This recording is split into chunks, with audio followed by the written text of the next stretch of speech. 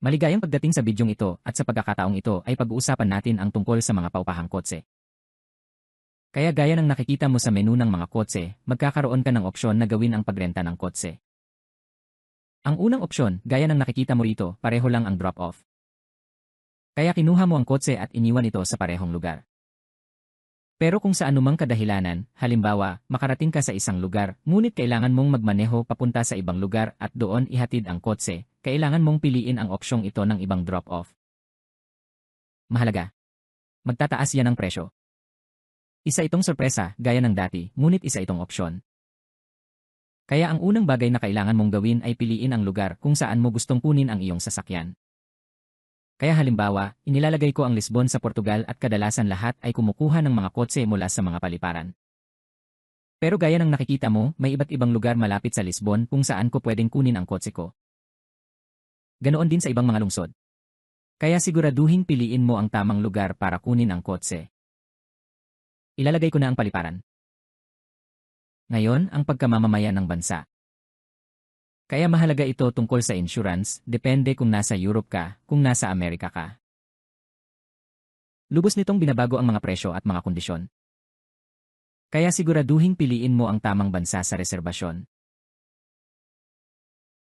At ang dalawa pang mahalagang bagay ay syempre ang pagpili ng petsa. Sabihin natin gusto kong kunin ang kotse sa alas 12 at iwanang nakabukas ang kotse, sabihin na natin sa ika-15 ng Disyembre. Pero mahalaga. Parang tip yan. Halimbawa, kung susunduin ko ang kotse ng alas 11 ng umaga, mas mainam na ihatid ko ito bago mag alas 11 ng umaga sa araw na gagamitin ko ito. Kung sa anumang kadahilanan ay naglagay ka ng mas huli kaysa doon, malamang na magbabayad ka. Isang araw pa ha? Kaya ganito ko ginagawa ang pagpiling ito at gayon din ang edad. Kaya depende sa edad, sa tingin ko hanggang 25. Sa karamihan ng mga bansa, nagbago rin ang mga presyo. Kaya piliin ang tamang edad at syempre, ang impormasyong ito ay ibeberipika ng kumpanya pagdating mo roon para kunin ang kotse.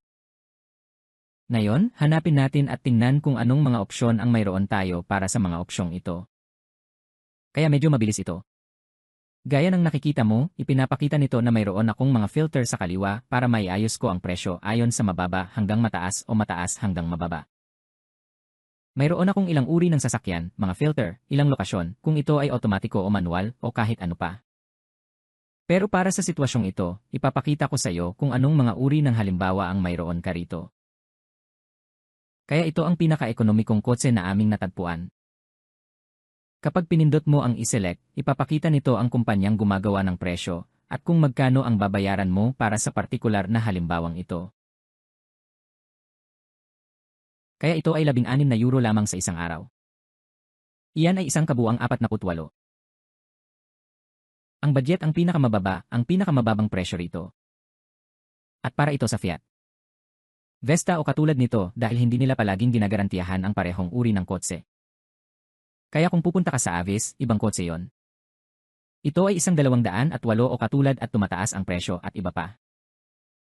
Makikita mo rin kung gaano karaming travel credits ang makukuha mo sa reserbasyong ito.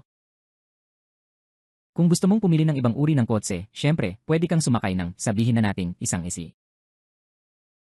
Pumili ka ng SUV, Renault Captur o kung ano paman.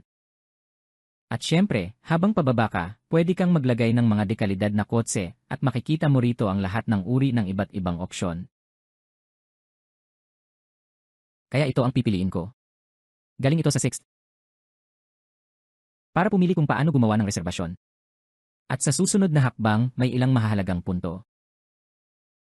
Kaya ang unang bagay, pipiliin mo ang pangalan ng taong gusto mong magpa-reserve ng kotse. Kaya ilalagay ko ang aking sarili sa halimbawang ito. Meron akong resume ng reservation ko, magkano ang bayad at magkano ang buwis, sige, at paano natin babayaran sa pickup.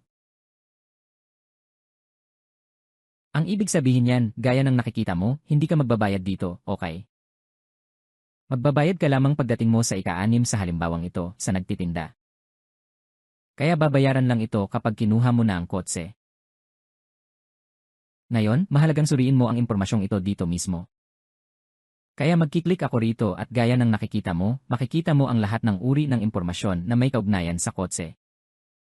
Kaya yung rule na sinabi ko sa iyo na lampas 25 taong gulang na, medyo mas mura na. Kaya lahat ng impormasyong mayroon ka rito, pagkakakilanlan ng driver, kung paano gumagana ang pagbabayad, kaya lahat ng impormasyong ito ay narito. Halimbawa, ang halimbawang ito ay isang walang limitasyong milyahe na kotse, kaya wala kang anumang limitasyon, dahil minsan ay makakahanap ka ng mga limitasyon kapag nagrenta ka ng kotse. At talagang mahalaga para sa iyo na suriin ang lahat ng impormasyong ito, at syempre ang insurance na mayroon ka sa halimbawang ito. Sa kung anong dahilan may gusto ka pang iba. Kailangan mong pumili at ilapat ang mga add-on na yon kapag kinuha mo ang kotse. Kaya ito lamang ang impormasyon para makapagpareserba ka at masigurong makakarating ka sa lugar at may dala kang sasakyan. At masasabi ko sa iyo batay sa karanasan na kung pupunta ka sa isang car rental at hindi ka gumawa ng anumang naunang reserbasyon, magbabayad ka ng mas mataas na presyo. Kaya mas makabubuti para sa iyo na magpareserba tulad ng ginawa namin dito. At pagdating mo sa lugar, may mga pagpipilian ka kung gusto mong magbayad ng direkta sa insurance o baby shares o ano paman. Gaya ng nakikita mo rito, maraming uri ng impormasyon ang makukuha mo tungkol sa mga karagdagang ito. Binabago rin ng mamamayan ang presyo. Kaya kung gusto mo ng yes, navigation system, paano ang pagpapakarga ng sasakyan, mga upuan ng sanggol at bata.